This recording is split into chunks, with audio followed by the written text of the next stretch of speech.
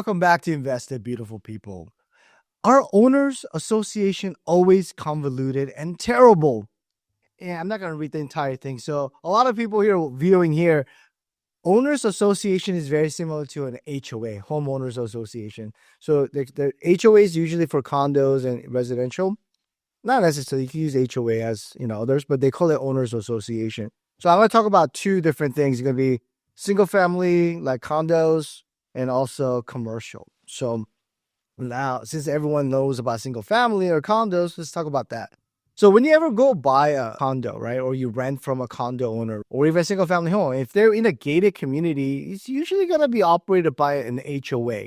So HOA is a homeowners association. The developer of that project has put in regulations, something called a bylaw of owners association for the lot. So typically, most people, if it's single family home, you'll see that, hey, I keep getting this management company telling me my grass is dying. I hate it. They're so annoying. And they say I'm violating code section provision 12.86. I don't even know that, right? Because most people, when you're buying a home, you have to get a copy of it, but most people don't need it. So those are something that people just get irritated with. But some people enjoy it because some people are not very outgoing like me, where if like my next door Jim has some issue, I might go just knock on Jim's doors. Hey, Jim, how you doing? Hey, your trees are like leaves are coming over. Man, it's something that I can help you with. Would I be able to cut your branches on my side? And Jim might be like, oh, I'm sorry, Charles. I didn't know about that. I'll talk to my landscaper. We'll fix that. But that's just because my personality is that way. But most people I know don't like confrontation. They don't want to go to the gym and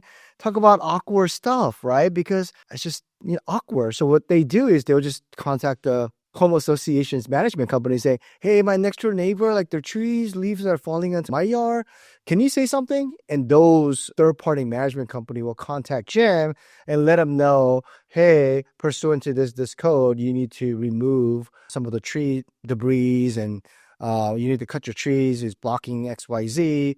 So sometimes it's beneficial, sometimes it's not. So the positive side, if you're in a community and there's a strict management of that, it's just making sure that all the property owners upkeep their property because they want to retain or preserve the value of the home. So, but if you are like, very private person, you want to do whatever you want to do, yeah, it's going to be very challenging. I had to repaint my house, but then I have to go to the HOA and say, hey, which colors can I paint? So they'll give you a palette sample of what you can do, right? So just because I own the house doesn't mean I can go paint my house hot pink or black or purple, right? Because that's going to change the appeal of the neighborhood. So that's what you're getting into with single family. And also condos as well, too. So I'll give you a little tip on condos. So, older condos and newer condos. So if you're going to be a condo owner, you have to look at a few things. Just because you go into a condo that has maybe 12 units, and let's say they were built in 1960s, 1970s, which means it's older vintage, right? So, and if there's 12 people, if something would occur to that complex and you don't have enough reserve, they're going to do a special assessment and everyone has to participate. As an example, main plumbing broke and it's going to cost you $150,000 and there's not enough reserve. Let's say the reserve is only $25,000. Then $125,000 has to be divided by 12 tenants or 12 owners and have to come out of their pockets to pay. So as you can see, that could be daunting. But now if it's a condo that has maybe 150 units, then that cost is shared on by 150 different owners. So then the burden is a little bit less. So you have to kind of understand what you're getting into with condos and single family home. And there's always going to be positive. There's always going to be negative. It's not a perfect world. So get familiar with those as you acquire or buy your homes or your single family or rentals. I actually have seen a condo association put a lien on owner of the house and actually went to a lawsuit. So the lawsuit, I believe the association lost, and the legal fee was like $65,000. So every homeowner of condo had to come out of the pocket for, I think it was 8 months. They had to pay like $35 more, right? It's a big complex to pay for that legal expense, right? Because you are abiding by the HOA rules and that's what you signed up for. It's just a rule. It's a rule book, right? I like rules. I don't like all the rules, but you have to understand what rules you got to play by. Now, going back to owners association, I think this individual is talking about commercial asset, and this is a commercial real estate channel. So a lot of people don't understand that there is some form of owners association even in commercial real assets. So as an example, if there's a master plan, when I say master plan, the city or the developer have planned out certain acres of land to be XYZ, like hotels or retails or service, something to that degree. That developer parcelized it and got approval from the city or the governing agents to do XYZ. So that's what they're able to reparcelize and do things and get city to participate through bonds to provide utilities like impacts, right? You have to have city services there if you want to bring in Starbucks or you want to bring in Costco, things like that. So let me use an example as the developer has this parcel and sold it off to individual landowners. And those individual landowners, let's say there's 7 parcels and there's 7 different landowners, right? So those landowners are going to be still responsible for their pro rata. So meaning that their portion of the expenses, because even though it's dirt, there might be gophers, there might be homeless people like camping out, there might be security issues, there might be debris, things like that. So you have to have a budget, and usually it's ran by a third-party management company.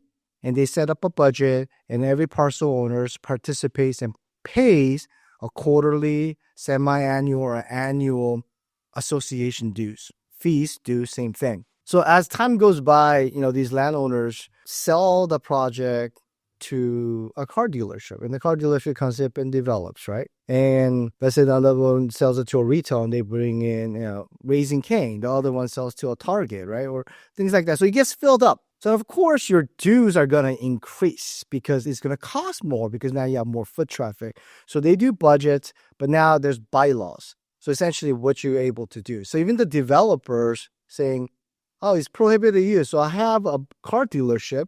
So now I can't bring in another car dealership because they're going to be competing with me. So then those are going to go into the bylaws. So that is going to restrict that land. So if you're kind of novice, you didn't know about that, you didn't review it, you bought it thinking that you can build 4 dealership. But guess what? You have a Kia dealership on the similar parcel on the campus.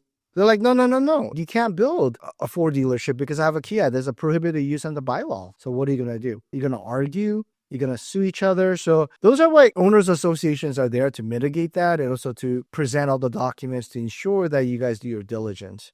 On top of that, they also police, right? Police essentially if you're breaking the rules. So essentially think of it as a more robust HOA. So those are something that you will see in usually master plans. So if you reside in California, you will see a lot of those in Orange County, Irvine especially. The newer cities, you're going to have a lot of those association because again, it's not a random thought.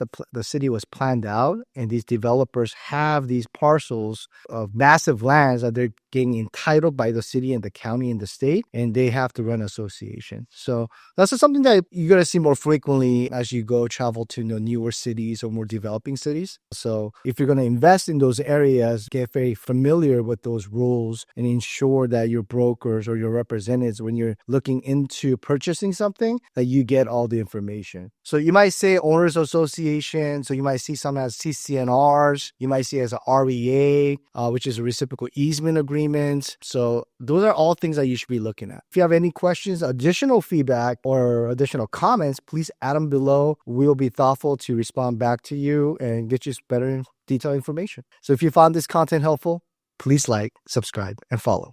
Thank you very much.